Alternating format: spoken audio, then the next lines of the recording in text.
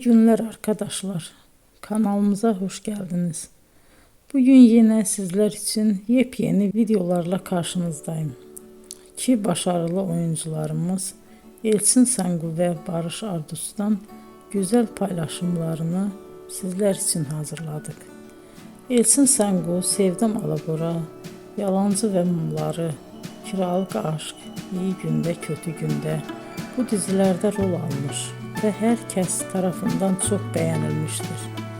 Biz de Elçin Sangu ve Barış Ardus'tan en güzel sempatik fotolarını sizler için hazırladık.